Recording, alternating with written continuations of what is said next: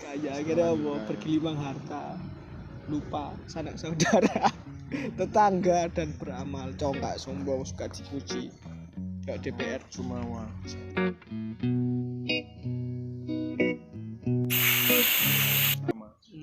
Bulan pertama bulan pertama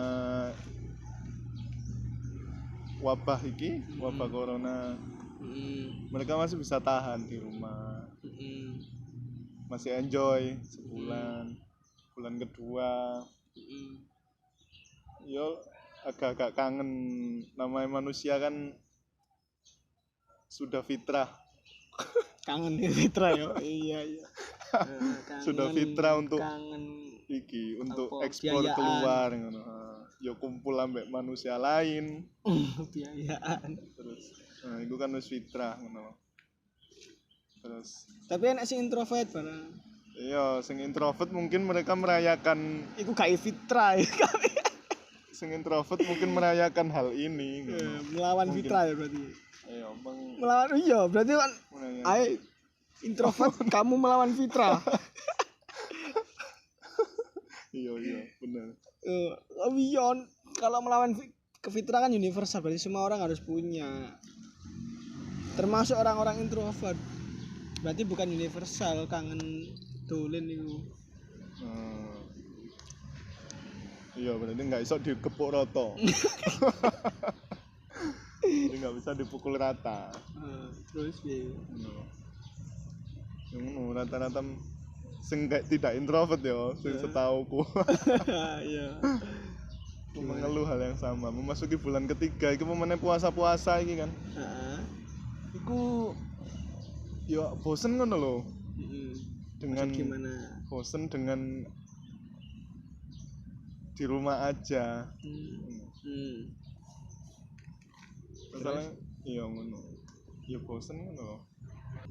Terus soalnya rata-rata teman-teman gue ekstrovert ngono lho. Terus pertanyaannya apa? Pertanyaannya buka jam piro? Apa iku wajar lek nang ngene dunia psikologi? Saya pura-pura jadi orang psikolog ya. Iya. Mesti manusia merasa bosan ya wajar ya. Iku gak belajar psikolog manusia bosan itu ya wajar. Iya. Iya. Ngono. Bosan terus apa jenenge? Masalahnya di mana? Oh ya wajar. Terus ya, wajar. Apa masalahnya?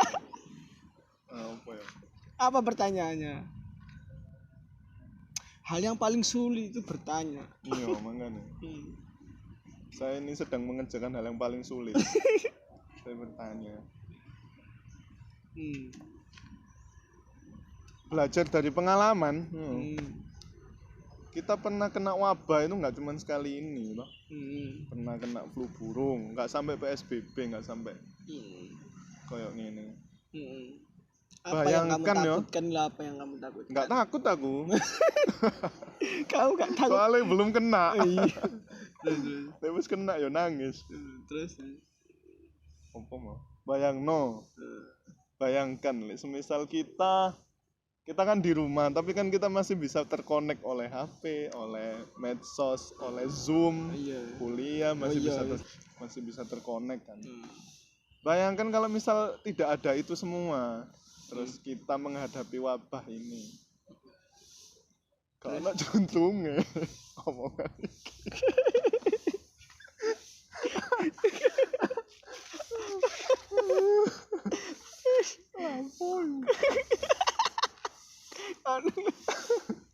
kon gelisah lo, gelisah. Kon golek kegelisahan aja gelisah. Iya, makanya. Kamu cari kegelisahan aja gelisah. Iya, makanya. Untuk mencari tahu kegelisahanmu aja kamu gelisah. Gak pernah iso berpikir. Gimana caranya kamu bisa menyelesaikan kegelisahanmu? Gelisah aja kamu gelisah. Gak pernah iso berpikir lateral. Apa itu? Lateral. Apa? Berpikir sing enggak vertikal, sing horizontal. Apa itu? Apa itu? Ono. Lah ya apa penjelasannya itu? Lali, nang bukuku ono.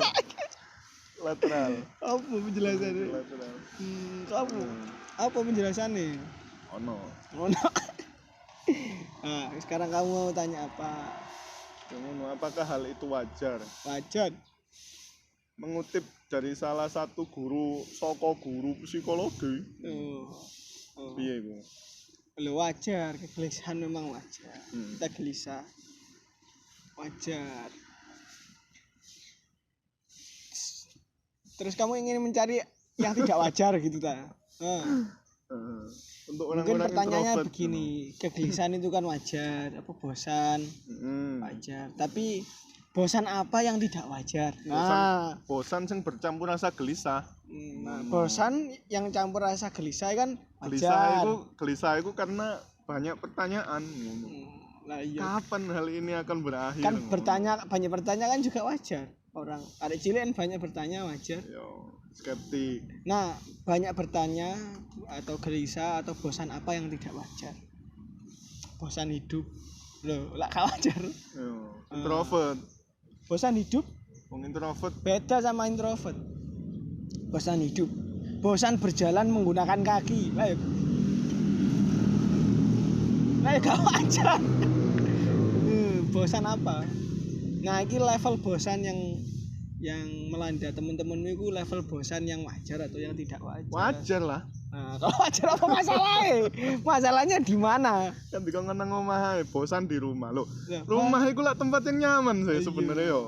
Tapi mereka itu bosan di rumah soalnya saking suwene nang rumah. Gak wajar kan orang bosan di rumah? Gak wajar iya. Tidak wajar ketika masa corona. Iya. Corona pun yo ono.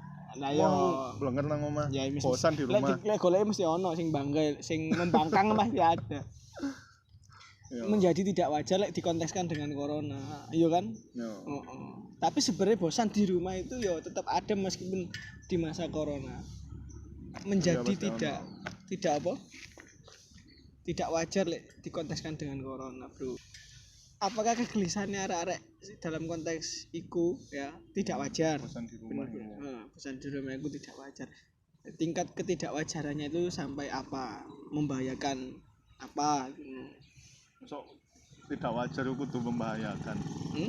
Lalu bosan di rumah terus dia nggak gerakan bosan di rumah no zaman corona. Membahayakan psikis ini. Maksudnya gimana? Terganggu pasti. Yang mana? Kayak metu sinar matahari terasa menyakitkan. Teman-temanmu itu yang terganggu itu karena apanya sebenarnya? Ya karena aktivitas di rumah aja gitu. Berarti bukan karena bosan di rumah. Bosan kan sebenarnya kan efek. Ya. Terganggu akhirnya dia bosan. Berarti terganggu oleh anjuran pemerintah sebenarnya. Disuruh di rumah aja. Berarti dia terganggu oleh anjuran pemerintah. Berarti dia pembangkang atas hukum pemerintah. Lu kan gak hukum ya. Apa? Himbauan. Iya. Jadi dia itu terganggu atas himbauan pemerintah, terus himbauan apa? Warga. Yo. Terganggu ambek stigma masyarakat desa. Misal golek metu, kumpul-kumpul, atau terganggu ambek penyisiran polisi. Sampai PP apa. Temune piye? Terus nah itu bisa memicu penyakit psikologis. Ono ta? Iya kan akhirnya dia terganggu itu mau ngapa-ngapain dibatasi. Orang kan terganggu ketika apa yang seharusnya dia itu melakukan dengan bebas akhirnya dibatasi. Akhirnya tadi penyakit psikologi. Ya akhirnya jadi pemberontakan nangone teori pemerintahan, teori apa kenegaraan itu kan ketika negara semakin otoriter maka rakyat itu punya daya dorong untuk melawan yang semakin kuat kan. Revolusi kan terjadi karena negara itu tidak otoriter biasanya. Nah sejarah kan nah ini ada batasan-batasan. Nah konteksnya bukan karena otoritarianisme negara tapi karena ada wabah ini. Wabah mendorong negara melakukan pembatasan sosial. Efeknya apa? Karena itu melawan fitrah kebebasan manusia itu mau. Karena hal yang rumit, genting. Sementara dia disuruh diam, sementara ketika dia diam, dia disuruh untuk menghidupi kediamannya. Maksudnya piye itu? Ya benar. Aku ngerti. Piye? Ya meneng tok tapi kudu tetep produktif. Menghidupi dia apa ya makan. Sementara metabolisme tubuh tidak berhenti. Ya benar. Itu akhirnya dia gelisah. Terus hasrat berkumpul makhluk sosial. Yo. Dia gelisah. Kalau satu orang yang gelisah nggak masalah, satu keluarga, satu RT, satu RW, satu Indonesia. Ya, yang kamu gelisahkan itulah apa sebenarnya? Referensiku kurang. Enggak, kamu berangkat dari dirimu sendiri aja. Gak usah dari buku-buku dulu, buku-buku ditutup dulu. Buku bukan pemikiran orang itu. Iya, referensi kehidupan ya kurang. Lah, manusia yang tak pernah gelisah berarti. Sebenarnya hidup yang mengalir itu ya gelisah loh, karena dia gelisah sampai hidup yang gak mengalir. Tapi pengen hidup yang mengalir aja. Iya, sak nemu nih jalan. Enggak. Sebenarnya apa kegelisahan di masa corona? Ketakutan kan sebenarnya. Ketakutan akan wabah COVID, ya, kena corona. Terus kegelisahan untuk melakukan aktivitas sosial, yo. Sekaligus kegelisahan juga terhadap corona juga sebenarnya. Tapi ada kegelisahan yang lain melakukan aktivitas sosial, bekerja. Nah sebenarnya itu ketakutan dan kegelisahan berarti kan enek bungkusnya nang ngono, nang masalah iki, yaitu bahaya corona atau ketakutan terhadap corona sing lebih berbahaya itu. Sing yang ada hari ini yang lebih besar. Aku takut. Semakin kesini ya gelisah. Ketakutan terhadap corona atau kegelisahan terhadap corona itu lebih besar mana daripada bahaya corona? Lebih besar kegelisahan. Ketakutan. Iku seperti koyo jarine Deddy Kobuser iku. Rada kemeru anjenare. Dia mempertentangkan antara bahaya dan fear, danger dan fear. Menurutnya fear lebih besar daripada danger. Bener gak? Agak sepakat.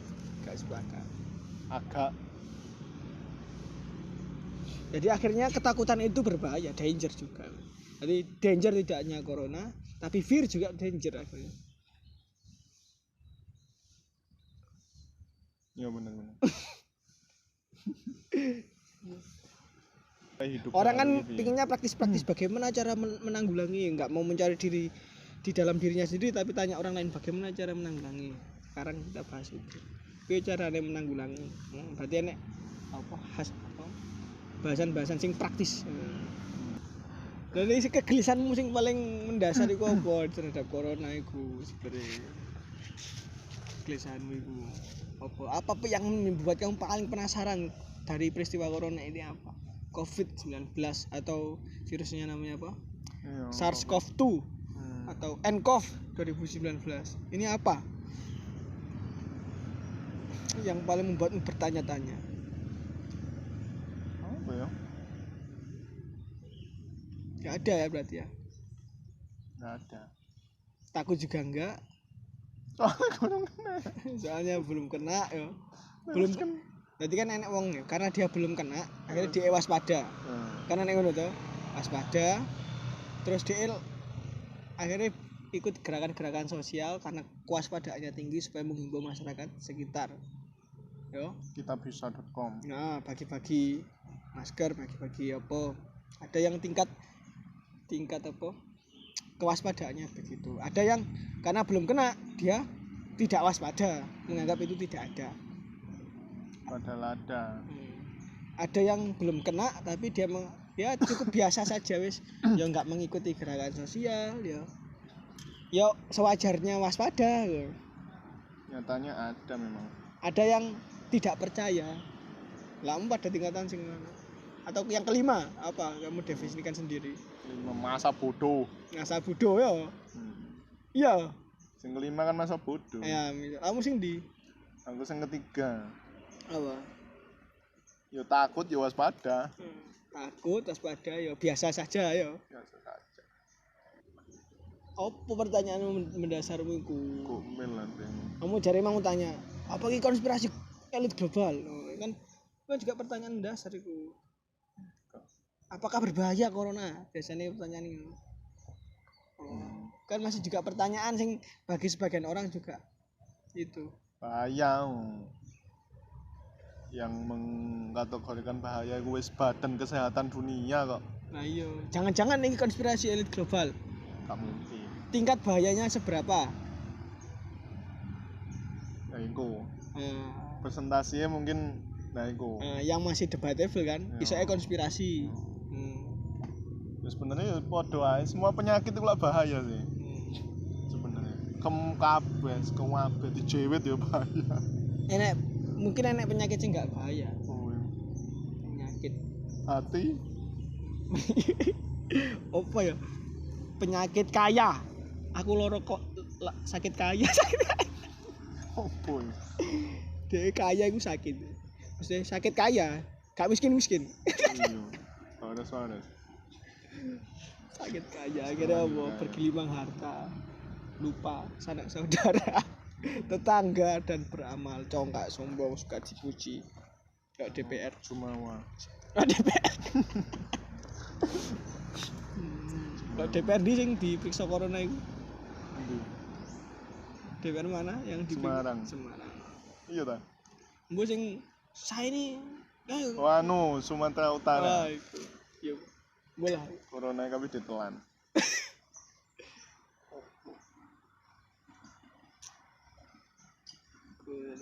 Tapi apapun itu bahaya atau tidak bahaya, yang paling berbahaya memang ketika kita tidak bisa menjaga rasionalitas ya.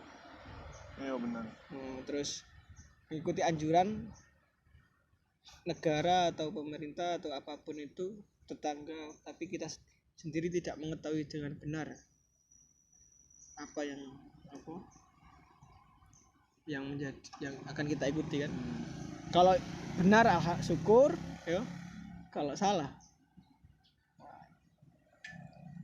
setidaknya kita membantu pertaruhan membantu mereka untuk membujuki kita. Hanya menjaga rasionalitas. Yang kedua supaya tidak gelisah, berarti kita harus memastikan kebenaran kan berarti kan.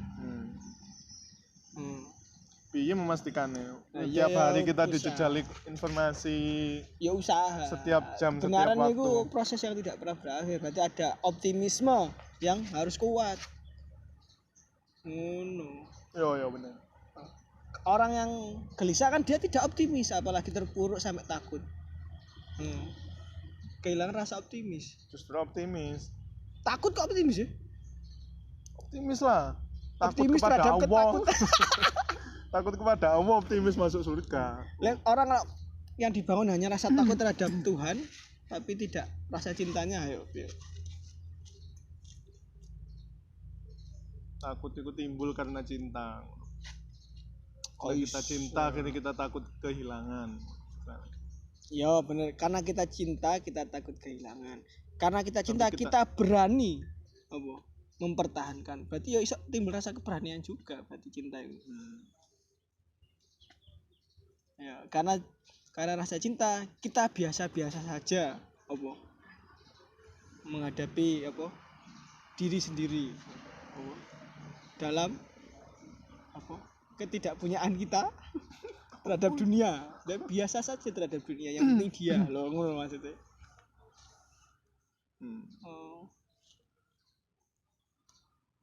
Lagi konteks ini berarti menjaga rasionalitas. Yang kedua optimis ya, terhadap optimis sesuatu, dalam apa? Ya, terhadap sesuatu yang kita tidak ketahui, jangan kemudian kita langsung tanamkan ketakutan, tapi ditanamkan rasa skeptis, penasaran, ya kan, curiosity yang tinggi. Optimis. Pokoknya kita nggak usah mencari tahu, ya wis dikasih tahu. Tapi masalahnya sehat gak untuk psikis kita? Tentang corona itu loh. kita nggak usah mencari tahu ke sana kemari, kita dari rumah lo wis dijejali berbagai macam informasi ya kan? itu searah gitu. Ada 2 tipe pencarian. Yang pertama terjun ke lapangan, yang kedua mencari di kepala kita, menganalisis. Dalam bahasa Jerman itu hedangkan experience. Apa? Zeitgeist. Itu jiwa zaman. Hedangkan experience itu informasi yang masuk itu ditimbang-timbang, diracik, Lebensraum, dibanding-bandingkan. Nah, itu namanya mencari dalam diri sendiri. Nah, informasi dilak langsung ditelan kan juga nggak baik. Nanti gampang mudah terprovokasi hoax. Termasuk hoax yang diciptakan oleh elit global, jadi Deddy Corbuzier. Wong botak iku rada aneh. Kamu diupload nang YouTube ya. Wong botak iku rada aneh. Ben diundang lho, ben diundang. Ngono. Kok dikuliti botake?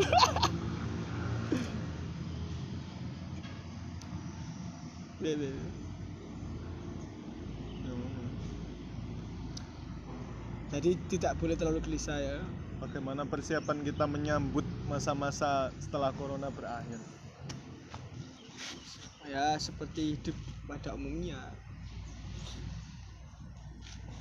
Bagaimana kita harus bersikap kepada orang lain, sedangkan kita tidak pernah bertemu orang lain. Maksudnya apa sih? Pas corona kan kita tidak diperbolehkan bertemu orang lain. Terus? Pas itu menjadi tesis banyak peneliti Gus. Pakai apa? Culture shock apa? Jangan-jangan setelah diumumkan pemerintah, diumumkan wong dunia WHO bahwa virus corona sudah hilang, terus kita tampil nang umum, kita bersosialisasi lagi, itu jadi kekok ngono, jadi aneh. Ya enggak sampai ngono, tapi mesti enek gejala culture shock apa perubahan budaya yang itu mencoba untuk dicari ya setingkat sampai tingkat mana perubahan budaya itu terjadi gara-gara culture shock wabah ini. Nah, mungkin enek budaya apa cuci tangan yang baru atau apa. Nah, itu. Tapi itu masih dalam tahapan hipotesa. Tapi meskipun itu ya budaya kan berubah setiap tahun, setiap minggu, setiap jam ya.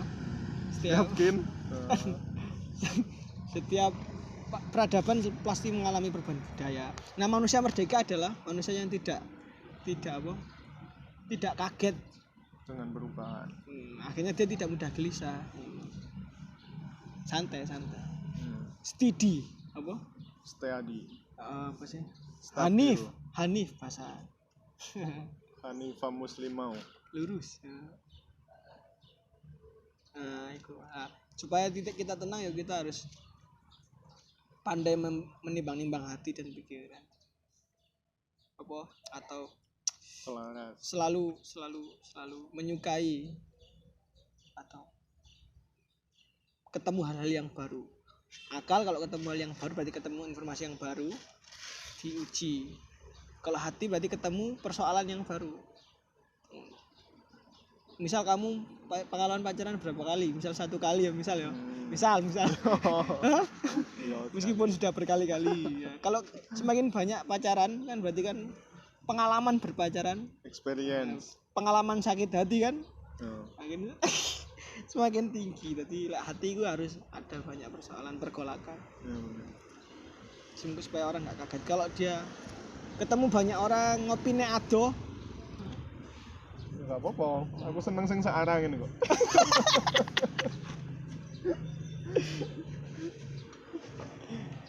itu coba kamu closing, itu renungan dari anak desa. Bukan siapa-siapa. Anak desa yang mencoba puasa dengan penuh di tengah corona dan ketidakpastian zaman. Eling lan waspada.